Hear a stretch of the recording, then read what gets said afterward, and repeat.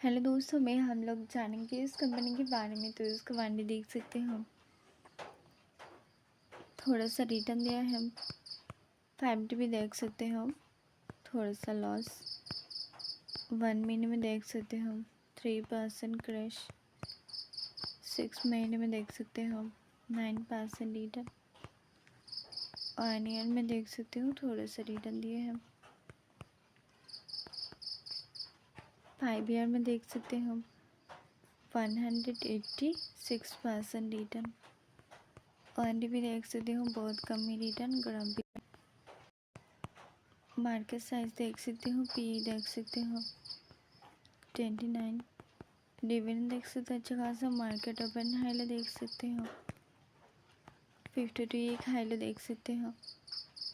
तो आज के लिए इतना ही काफ़ी। मैं God bless you, good bye.